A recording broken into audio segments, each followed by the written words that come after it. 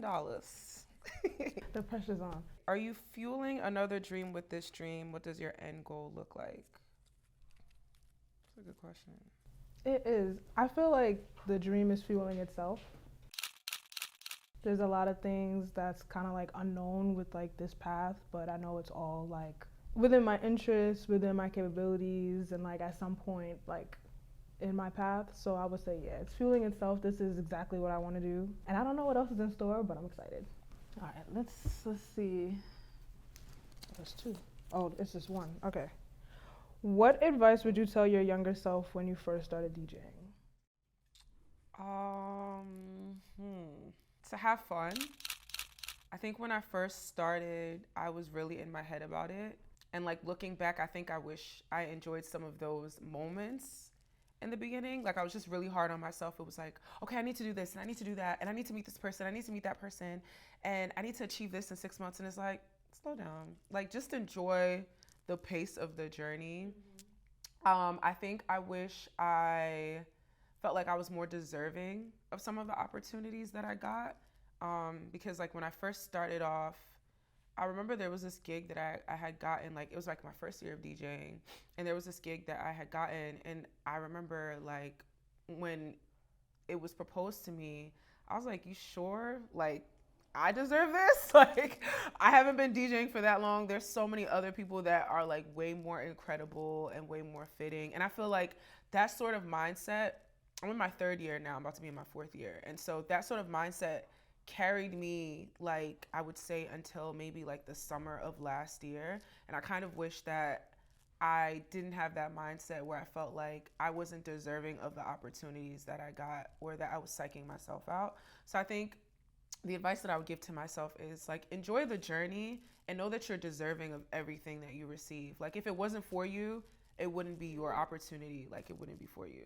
That's definitely something that I have to internalize myself too. Like the more you step into like your career and you meet people, and like the people you know step into their careers and like then have opportunities, extend them to you, like that's only gonna happen more and more with time. So like, yeah, I definitely feel that. I didn't know that you guys started DJing 4 years ago though. I'm a youngin' in the game, okay? I took a break. It's technically it's 5 years, but I took a break during COVID.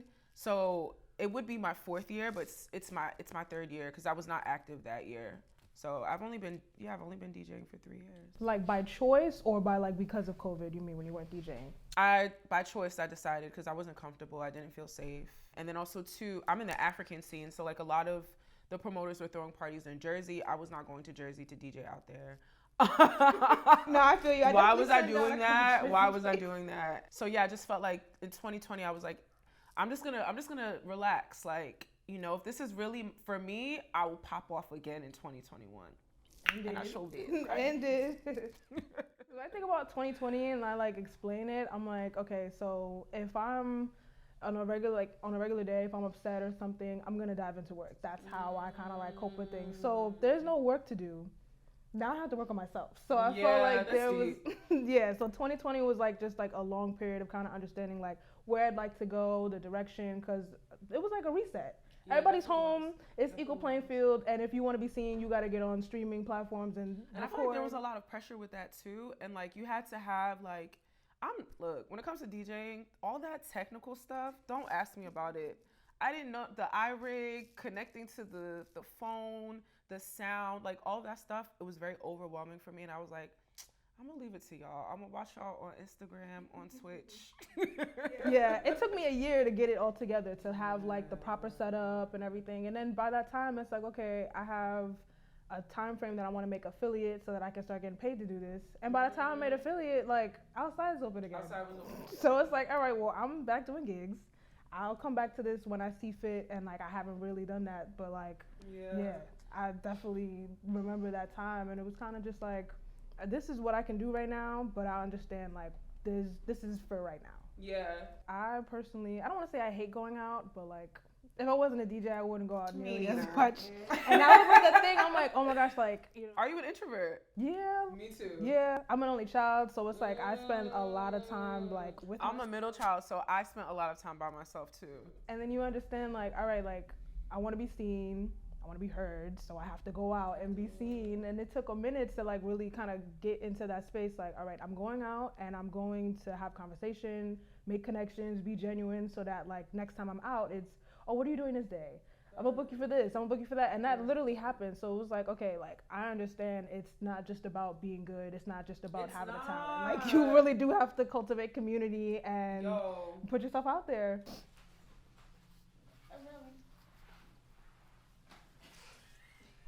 It says, do you feel like the DJ scene is crowded in NYC, and is it hard to find gigs? I don't think so. I don't think so either. It wasn't like a trick question. Yeah, I'm thinking I don't think so. I think that's like a very like, I think it's subjective. I think it really depends on how you view yourself as a DJ and the spaces you want to be in. I think if you're the kind of person where it's like you want to be all over, you want to be the main one, like you want to be the most booked, then you might feel that way. But there's opportunities everywhere. Like if there's an opportunity at Shemansky, there's an opportunity at a really nice venue in the city. If there isn't an opportunity at Lot 45, there's an opportunity at 45 Door. Like, you know what I'm saying? Like there's just so many people that are throwing events. There's so many scenes in New York City that I'm interested in just like experiencing, and maybe I might pick up that genre. Don't be surprised if you hear me playing EDM. That was one of my questions that I had. I'm like, if you like trying to basically break into like a new scene with more genres that you want to play, I think New York is like the perfect place. And to get started DJing in Philly, like being from New York, going to Philly for school, learning how to DJ in Philly, learning like the open format playing style and all these other things, and then coming back home, starting over, and like being in this new like ecosystem of DJs and nightlife. I'm like, yeah, parties end at 4 instead of 2 a.m. in Philly. So there's 2 more hours. That's like potentially 2 more DJs I can spend that night. There's so many places to spin. Like when you think about like, there are more places to spin and probably more parties that like even happen regularly in the city than there are DJs. New York City is a tough crowd. If you can DJ in New York, you can DJ anywhere. Because people will dead look at you and be bored. Like... And I think it's like the native New York scene specifically too, because they've been here for so long, they've seen a lot of DJs, and it's kind of like, all right, like, what else can you do? You know what's interesting? Like, there's a whole conversation about this that's happening on social media right now about the DJ scene and like what's being played. And a lot of people who are going out are saying that the music is very repetitive. They know people's sets, or they know like what to expect at certain parties. And like me and a couple of my friends, like, who are DJs, we've had these conversations before where we're like, you know what, like we kind of need to like change like what music we're playing at parties, or we need to change like the environment and the atmosphere with the music that we're playing now. But I also feel like music right now has an impact on what we play in the club. So for example, hip hop is dead. Sorry, it's dead. It's dead, okay? It's dead. It's on a stretcher, but I don't know if it's dead. It's sorry, girl. It's on a stretcher to the morgue. It's dead. So like everything that's being played in the club, it's really, it's old, or it's like within a certain period. And the reason why is because a lot of the new music that's coming out, it's not really songs that you could play in a club. It's up to us to play the music differently, to introduce new music differently. And I think like because there's the hot music or like the new music is kind of hard to get the people used to. Yeah. It's a matter of like breaking records. We have to start integrating that more. I don't think we do that enough. I'll be honest. Yeah. I don't think that as a collective, I don't think that we don't break records enough. I think we play it too safe sometimes. I think we play it too safe, like, yeah, a little too much. No, because I'll be in the club. I go out a lot to see other DJs spin, because, like, not having that pressure of, like, trying to figure out what's next, you know, I can sit in the club and say, okay, yeah, oh, I forgot about this song. I forgot about this. Oh, what? 6, 7, 9 still works back. Like, I'm about to bring that back into rotation. And that's so important, too, as a DJ, to go out when you're not DJing and, like, see what songs do still pop off in the club. Like, oh, this is new. Like, this is the reaction. I can play it too. Or, I never heard this. Let me Shazam this on my phone. I be trying to be so low. Because I want nobody to be like, yeah, I put you on. I don't ask. Unless you're my friend, I'm gonna go up to your laptop and be like this, but. Yeah. Well, most times, I'm gonna figure it out. I might text myself the lyrics. I'm gonna figure it out. Go on Google. Hey Siri, what's this song that's the literally trying to figure it out. It's one way or another. It's that, and then like as a DJ, like your ears are always on. So one song is being played. I'm thinking of so many other songs within like the last 2 years that could be a better fit. And I think a lot of DJs don't think about that. They think about like, they think they know exactly what the crowd wants to hear, and then part of that is like a bias from what we've been playing. Yeah. A lot of songs that I'll kind of go through my library, I'm like, another DJ will play that.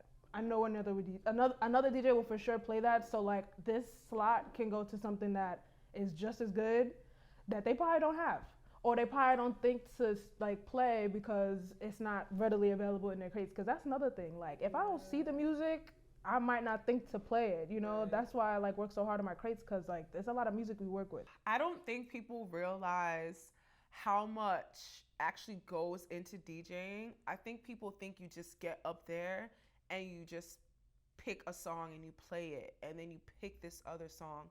There's so much thought, there's so much practice that goes into this, and like that's why we take it so serious, because, and that's why also too, like when you experience like people from the crowd coming in and telling you what to do, or like people getting upset, it's like you guys don't understand how difficult it is to master this craft and to get up there, especially in New York, and to play for y'all. Like, we love this, but it's not easy. Like, there's actually a lot of thought that goes into this. So it's like you said, like, even sometimes I'm at home and I'm like, okay, my set is from this time to this time. What am I gonna play?